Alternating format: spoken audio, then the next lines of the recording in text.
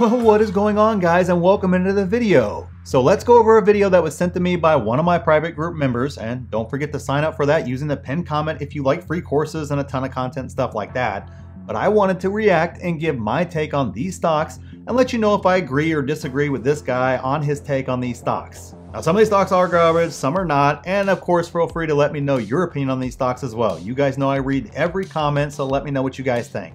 But there is a larger problem too with this type of thinking that gets discussed in this video, and it's exactly why retail gets slaughtered. So I will break that down for you too so you can avoid those mistakes. And it's just one of those things I just hate seeing, but it's right there in this video slapping you guys in the face. So I wanted to point it out and give you guys what to do. So make sure you gently tap that like button and consider subscribing too. It's super easy and free to do. And seriously, guys, it's the only way the dumb algorithm helps us as creators, so make sure you do it for all the creators that you guys like. So let's jump into this video here and get it rolling.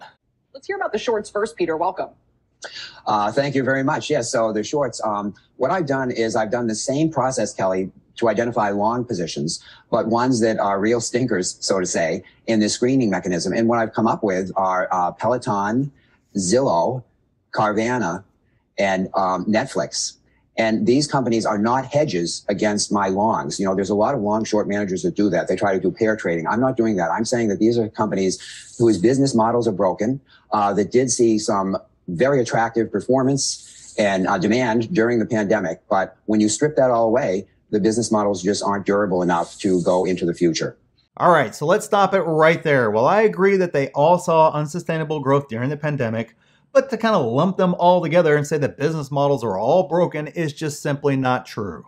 I would not put Netflix in the same category as Peloton, for example, and although I don't like Zillow at all, that has much more to do with the current real estate climate and much less to do with the business model itself. Carvana might fit into that same category, although I do think they have issues as they need to weather the storm that is coming from car prices coming down and demand coming down, and costs going up further, hurting their profitability, which is actually already suffering badly. So maybe put it a tier below Zillow, but let's kind of get back to the video here.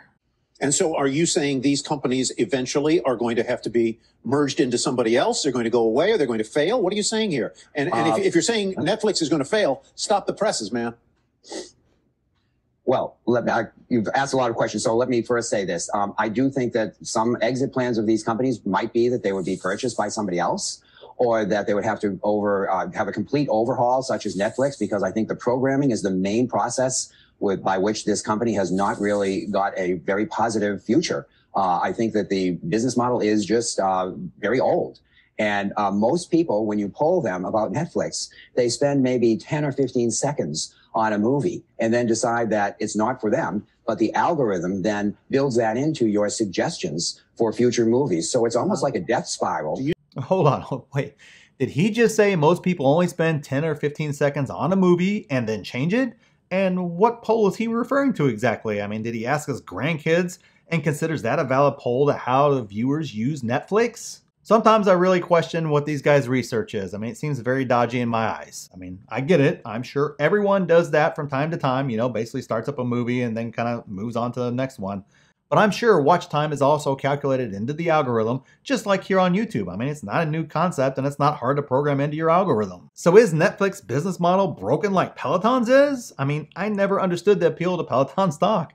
It only made sense as a swing trade during the pandemic.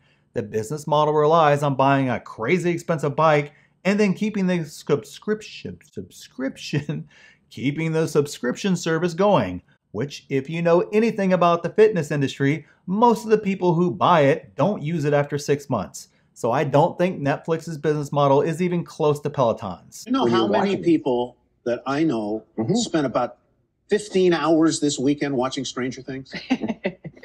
I mean, it stopped my house cold. I didn't watch it. In fact, I fell asleep. But at any rate, I mean, I don't know. I mean, I'm not sure I'd write their obit just yet in terms of their content, because when they have good content, when they have good content, people tune in. Now, I would agree they are declining, especially when being compared against the last 2 years of comps and all that good stuff. But to say the business model is broken when they just announced ads and people are still tuning in is just kind of silly. Now, I don't watch Stranger Things or any TV for that matter, but my employees do, and I see merchandise and hear about it everywhere. And same with Ozark and a few other shows like that.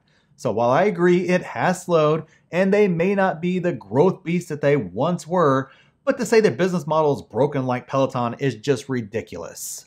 Absolutely. And, there's an argument that, 1 out of 10 or 1 out of 20, a home run like a venture capital investment might work. But let me also remind you that these stocks have been uncovered by an analytic process. It isn't just our opinions talking about Stranger Things, et cetera. But it's the way I look at these stocks, and I look at their EBITDA and their leverage and coverage, which are technical terms from the high yield bond market, actually. And when I see decreasing trends, I mean, there's no hiding of those. You can't hide from financial. From the numbers. Disclosure. The numbers don't lie. No, I agree. One of the reasons we love you is you say stuff, man. I mean, there's nobody, the greatest, the cardinal sin on television is to come on and say nothing, and we don't have to worry about that with you. Yep, there it is right there. He is willing to come on, that guy right there, he's willing to come on and give a hot take, and that is why he's actually on the show. And the same goes with Gordon Johnson and others like that. That's actually the secret of how to get on TV and stay on TV right there. Just say something outlandish and dumb, and bang, you're in. You're on CNBC or whatever the heck this channel is. Well, there's a lot of talk therapy going on right now, for all of us, because there are I think we're so confused. Just if I can switch a bit to just where we are in this cycle, right? Sure.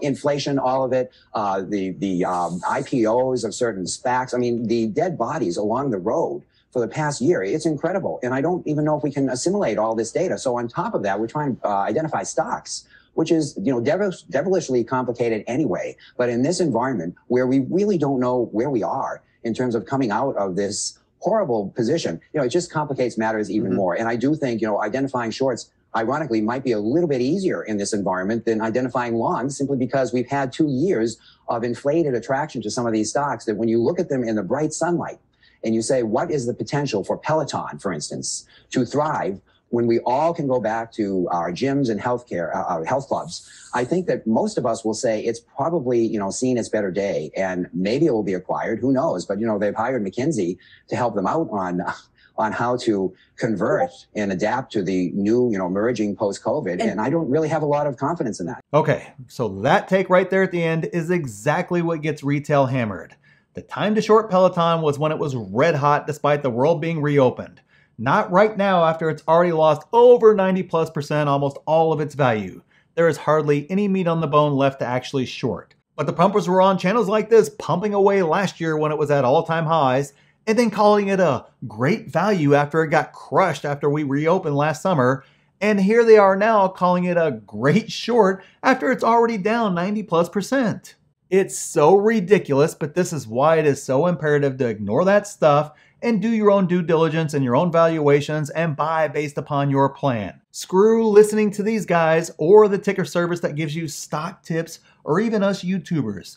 Not every stock is right for everyone, and you need to take control because stuff like this is what gets us, the little guys, completely crushed. So hopefully this was helpful, and if you don't know how to get a price target or how to do a valuation and you want a step-by-step process for doing just that where you actually learn it, building wealth, and you want direct access to me and much more, remember to check out the pinned comment to become a member and at least look at everything you get. And click this video right here for 8 extreme value stocks, and click here for exactly what I'm doing to make huge money in this market. So thanks for watching, and we'll see you in the next one.